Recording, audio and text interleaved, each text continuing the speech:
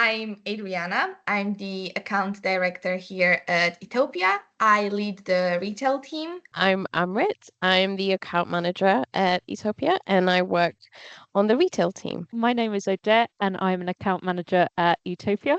And today we're basically just gonna have a chat on vendor versus seller, what's better, what's the advantages, the pros and cons of each of these, and whether you should go for one or the other for your toy business. We've had clients ask us, should we be on vendor? Should we be on seller? Why? Especially as a toy business, especially because we're getting so close to Q4, where everything's just gonna kick off and things are gonna start to move a lot faster. What is your opinion? And I'm actually gonna start by asking you, like, are you team seller or team vendor? I'm going to be greedy and I'm going to say I'm team both, if I'm honest. I think that we need to have both in this category. I think it's quite important to have the flexibility to be able to do what you want to do, but also have the vendor side that controls. Like I feel like vendors more for like the big boys, right? So I feel like that it's good to have both if you can. For me, do you know what? I think Amrit's right in terms, I think Fender is very much aimed towards bigger brands, with the kind of the operational setup of something more substantial. But I think if I was to be selfish, I would actually say I would prefer seller. And I think that's probably because obviously it's a little bit more like you have more control on seller, but also because there's a lot more resources and tools available, so you Hmm. can kind of really dive in a little bit deeper than what you can with vendor. It's good to sort of say vendor's good at this, seller's good at that, but I think the main point of it is what is best for your setup Mm-hmm. and your needs as a business, because it completely varies. Like some businesses may not want to have control. They may want to pass that kind of process to sort of Amazon and go, right, okay, I'll just ship my goods wholesale to you. You sell, like, you basically you deal with the inventory, you deal with everything, and then it's kind of off their conscience. Whereas or some people like to be in the nitty-gritty and kind of in the day-to-day operations and have that flexibility and control on everything. So I think it really does depend on what the business needs are. I used to be very team seller before. Like, I would be very against vendor because I just thought that, like you said, like you lose all the flexibility, you lose all the control, like you don't have access to that anymore. You're literally just shipping the stock and that's it. But now that I've worked a lot more closer with bigger vendors, it actually Amazon is trying to allow you to have more of that flexibility on vendor as well. And I feel like they're giving you a lot more tools to be able to figure out what works, what doesn't, drive sell out as much as you're driving sell in.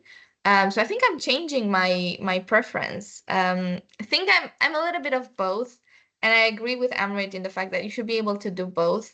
But I think the challenge is if you're planning to do both and you don't do them both very, very well, they're Mm-hmm. both gonna compete against each other, and you might as well just pick one and do it right instead of like trying to figure out both but not doing any of them perfectly.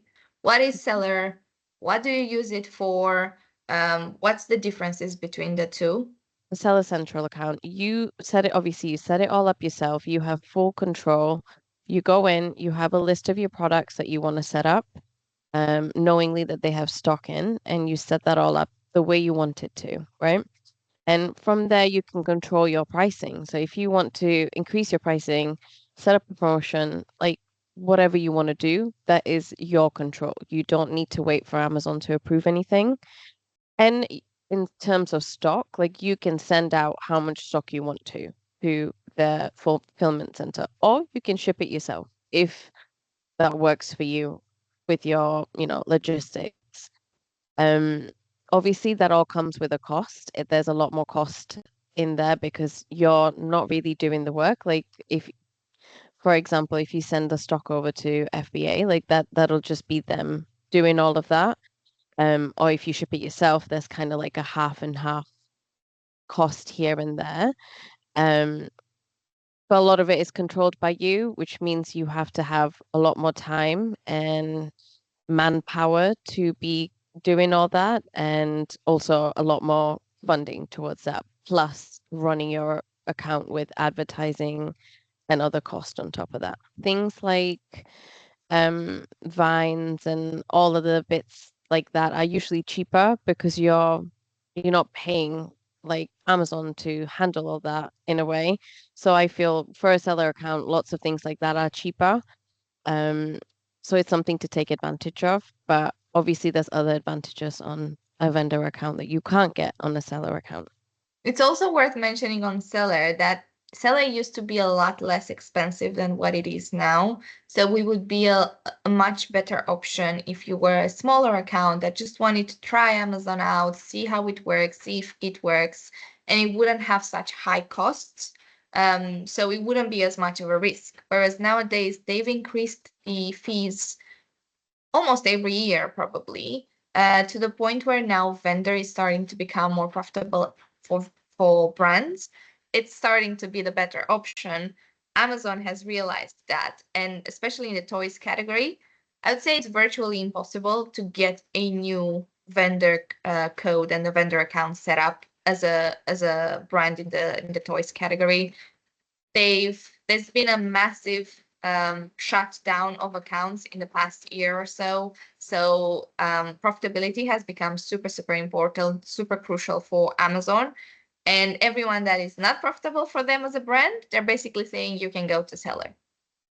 So there's this push as well from Amazon themselves to migrate people that are not the best place for vendor to go into Seller. Maybe that's because of the increased fees. Maybe it's more profitable for Amazon for vendors to go and be FBA sellers. But there is definitely this shift in accessibility to vendor accounts.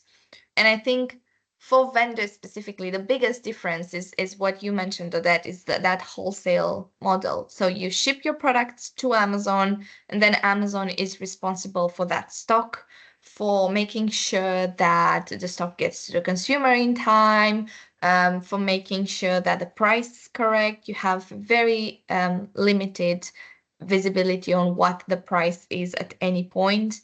As we all know, like Amazon is a price matcher. So if your distribution is not right in your other channels, then you're going to start seeing vendor massively discounting your products if they're lower in other retailers. So that's something that needs to be accounted for in the wider like distribution strategy as well.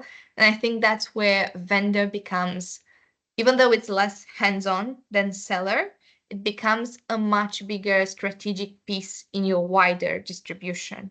Because if with seller, yes, you can discount the price, but you can also allow a 3P seller to sell cheaper if that's what you're planning to do. For vendor, you don't have that option. If that 3P reseller is selling at a cheaper price, vendor is going to discount your product and either come back and ask you for funding for that specific price matching discount, or they're gonna suppress the whole listing, the whole buy box, and you're not gonna sell it anymore. So it's a lot more, you have a lot less control, and I think that's a example of how that works with pricing. Question, Adriana. You mentioned something about if you're seeing a lot of like accounts being shut down on the vendor side, right? So and they're being shut down because they're not making profit anymore. Is that profit for Amazon as well as for them, for the customers itself? Is there like a base of profit, like a percentage that they can't cross? If only we knew like the exact percentage where you're like, okay, this is not a good business for us anymore. But there's so many variables into that. So they've never mentioned themselves like, okay, if you fall below this much percentage of net PPM, like that's it, you're out. There's never been any mention of that. And it depends on how dependent is Amazon of your products as a business. Because if they need your product, even though you might not be the most profitable account in their remit, they're probably going to keep your products on because they have different reasons on why it's a smart strategic decision for them to keep your products. If you've got super high volumes, but maybe not the biggest profitability, you might still be a good strategic partner. So it's not super straightforward. And there's been like amounts speculated online, on like if you're under 10 million, they're gonna shut you down. If you're smaller than 2 million, they're gonna shut you down. But in reality, is they've never actually given like a black and white answer as to why. When you mentioned it's quite hard to get an invite from vendor these days. I remember when I used to have many brands ago, I worked with a brand that had two, that had both set up like the hybrid, and it was a very popular brand at that point. I think it was the OG brand that came out in the category at that point for a particular product. So the invite was no brainer. They got it straight away because they had the stock and they were willing to spend more money on ads or whatever. However, now looking back and in other categories like the toy category, why is it so hard? Like I would love to understand that a bit more. Like, is there certain criteria that you need to pass to get the invite? Is there like a trial period? Like, how does that work? It's all coming down to profitability, right? So Amazon as a retailer is not making a lot of profit on Amazon retail. Like they have different avenues. They have Amazon Prime. They have a lot more channels that are more profitable, but they're starting to reduce the number of retailers to make sure that the ones they have bring them profitability. So there's been massive layoff at Amazon in general. So they have a lot less human resource. So instead of having like one AVS or one vendor manager for each of their account, and now an AVS has like up to 10 accounts that they manage. So I think from a client perspective as well, you get a lot less for what you're paying for. So I think Amazon is trying to restrict that pool of vendors that they have, first of all, for profitability, for their own internal profitability, but also to make sure that the ones that they have are getting the right help and that they're able to manage every one of them. On seller, you don't have a designated account manager or an AVS or anything like that. On vendor, you do, but you also pay a lot usually to get that human contact within Amazon. Historically, when I've been working on vendors, so when I first got introduced to Amazon, it was a vendor account, so it's completely new to me.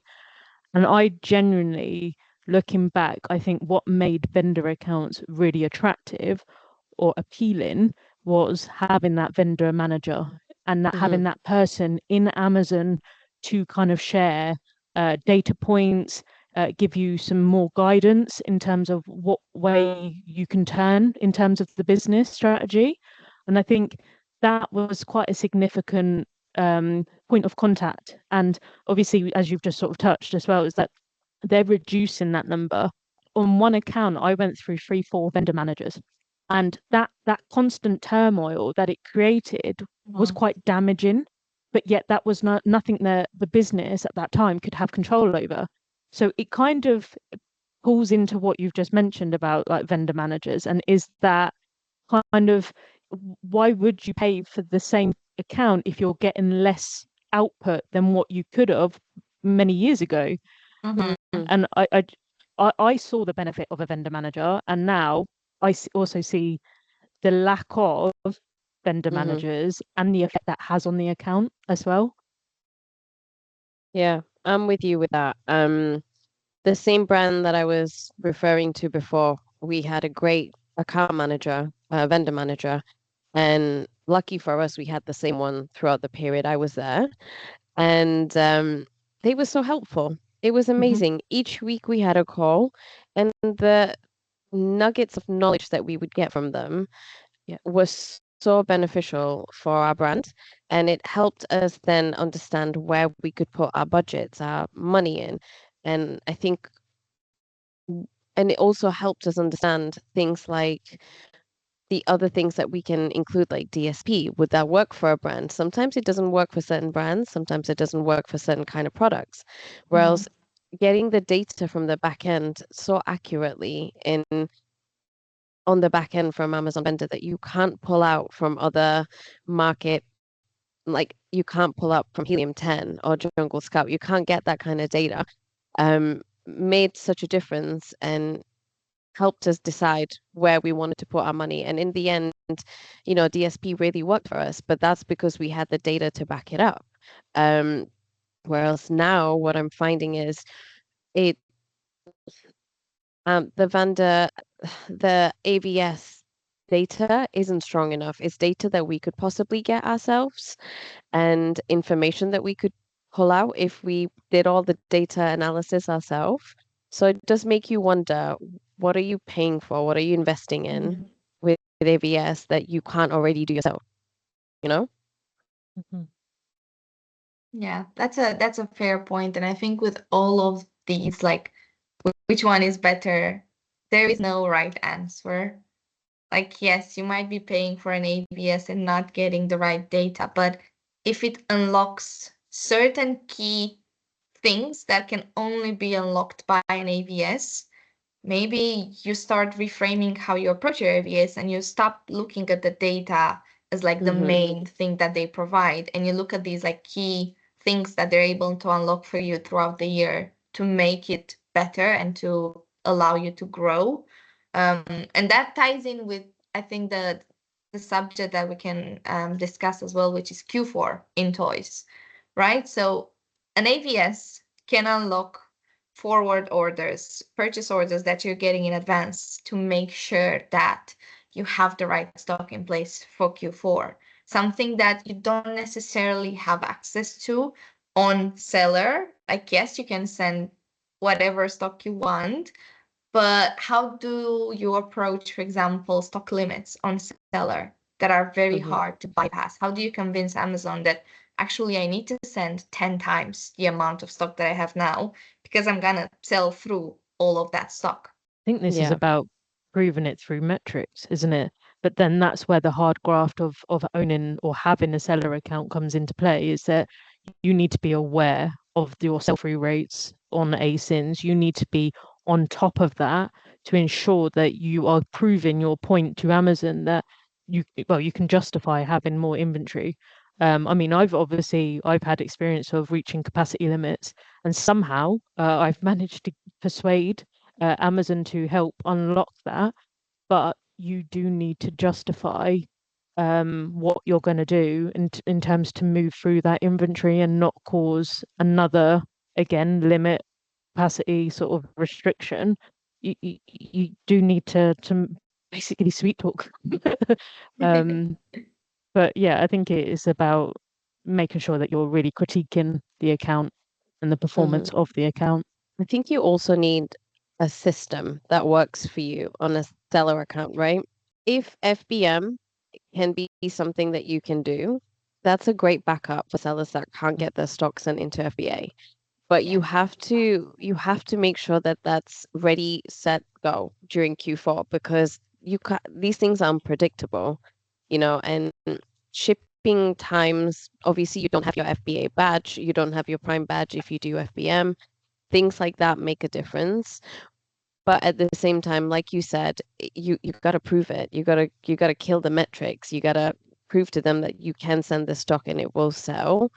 It all goes back to what works for your company and what really works on the back end logistically. One of the strong points of vendor is you've got that forecasting tool. So ahead of Q4 for toys, if you are on vendor, you have some indications of stock volumes, and you also have, as you've sort of mentioned, like the PO demand from Amazon. Whereas with seller, you need to take that offline. You need to be on top of that to make sure that you're maintaining your stock health, and that can be detrimental. Like, just not having that forecasting tool on seller it could be a game changer for many people. What advice would you give a toy brand for seller and a toy brand that operates on vendor ahead of Q4 to make sure that they've got a really successful Q4. You can do everything great. Your listing can be top notch. Your advertising can be amazing. You can put the funding in. But if you don't have the stock, nothing's gonna work.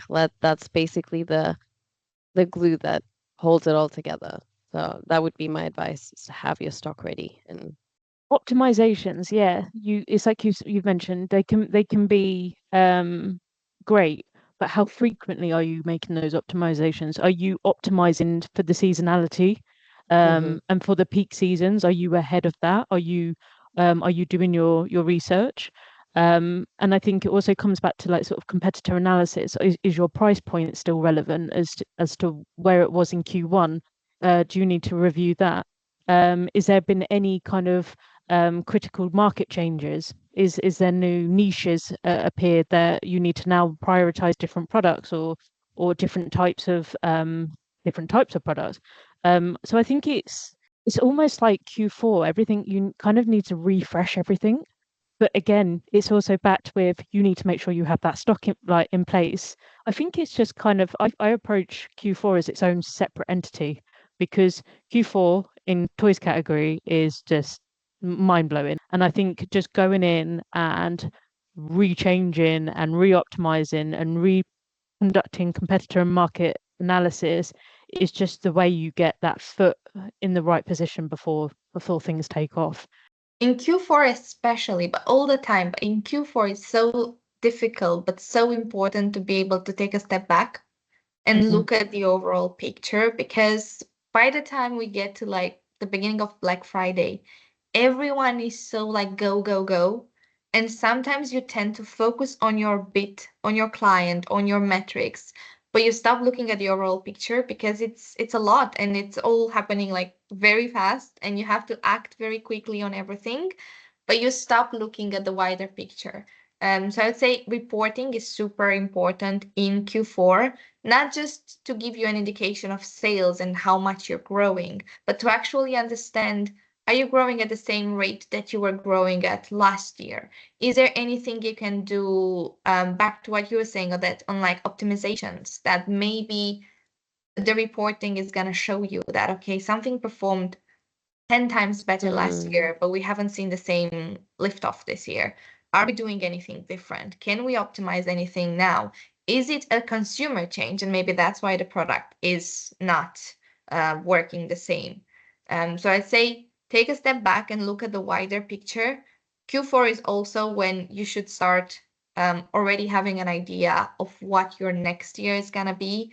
So starting to draft account plans, looking at the wider strategy for next year, seeing what different consumer behaviors you're noticing in the market in Q4 to see whether you can apply any of the learnings from that to next year as well. That's going to be probably my advice after what you've mentioned, because I think stock and content and optimization come before this, but this is also important. If we can tick all those things, here's to a happy Q4.